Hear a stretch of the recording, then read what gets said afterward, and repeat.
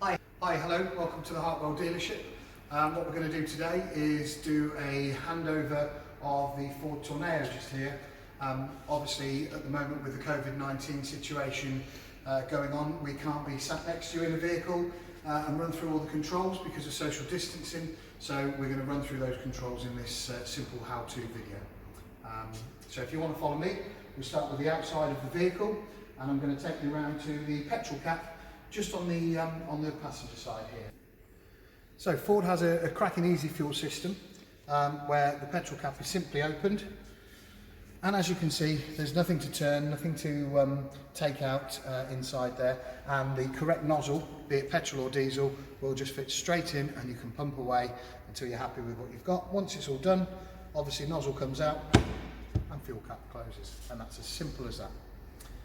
Coming round to the back of the vehicle, just underneath the Ford badge we have a little rubber pad which is a pressure pad which you press and that opens up the tailgate on the Tourneo.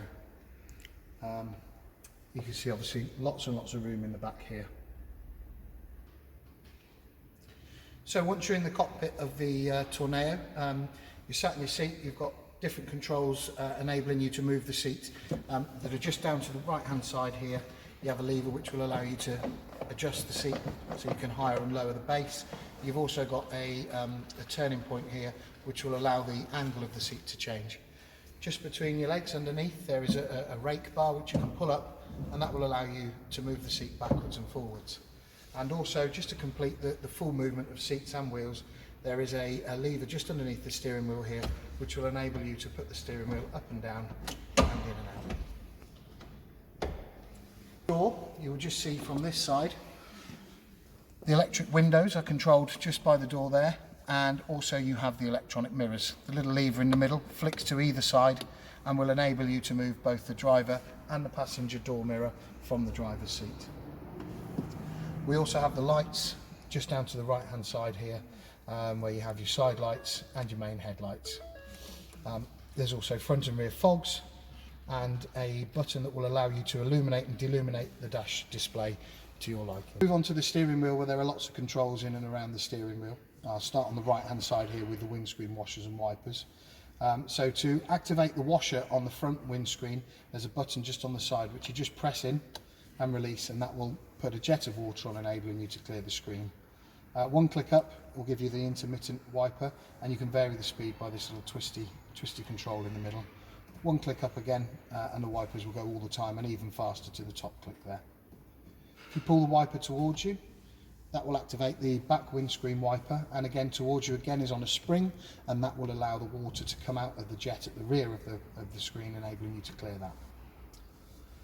Just on the right hand side of the steering wheel here we have our cruise control. So when you're at a speed that you're comfortable with and that's what you want to set the control to, you just click the set button. That will keep the car at that constant speed for you. So if you're on a motorway and you want it set at 70, that's the button you press. That will keep you at 70 miles an hour. You can then reduce or increase the speed accordingly. You have a limit button where you can put the car to a limit and it won't go over that speed. You can cancel or reset at any point by pressing this button on this side, and also the other way is to cancel the cruise control. You apply the foot brake or press the clutch. Obviously if you accelerate, then the speed will go over what you've set.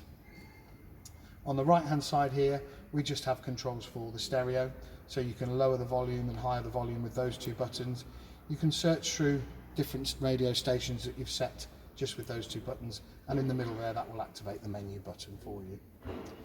And on the left hand side of the steering wheel you have your indicators, obviously left and right accordingly, up and down, and on the very end of the indicator stalk you have a little button here that you can press in, and that will enable you to scroll through some settings on your display.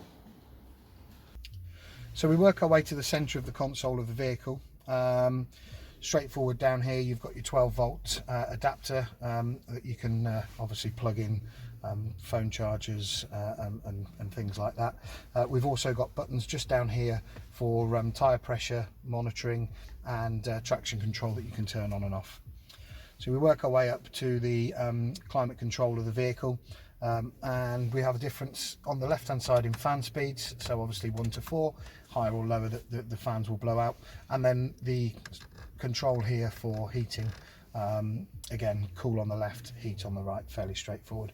Very easy in the middle, 3 places that the fans will blow out. So if you just wanted it on the screen, you could press that top one and the fans would just blow on the screen there. Obviously you've got your aircon button that you can turn on and off. You can turn the whole system off by pressing that top left hand button there. There's an air circulation button which will close the fans through the outside world and recirculate the air in the vehicle.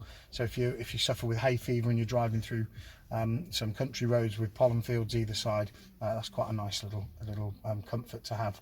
And obviously with the Ford we have the heated front screen and the heated rear screen. You've got your hazard lights just underneath the radio controls here, and also you've got the lock and unlock button that you can control from inside the vehicle. The radio on the Tourneo is fairly straightforward as well. You've got a volume control button just in the middle. Thank you so much for joining me. I'll turn that back down. You can connect a phone by just pressing the phone button and then following the instructions on your phone. If you go into your Bluetooth menu, you'll be able to pair the phone. It may ask you for a number, and it will show the number on there, and just make sure they match. That will enable you then to download all your contacts, and it's just a lot more simple for making calls. You have an auxiliary where you can actually, if you see from in here, just plug in a USB line or a jack line, and you'll be able to play music from your phone or your iPod, whichever you would prefer. And then obviously we go back to the radio button, where you can have DAB radio or just standard AM or FM frequencies. Thanks for taking the time to watch this Hartwell handover video today of the Tourneo. We've ran very briefly through some of the controls on the car, but obviously the cars are very different, some different models, some different optional extras that you can get. So if you have any questions about your particular car and you want us to go into a little bit more detail, then please do not hesitate to give us a call. But thanks ever so much for your time today. We hope you enjoy your car, and we'll hopefully see you soon at your next Hartwell garage.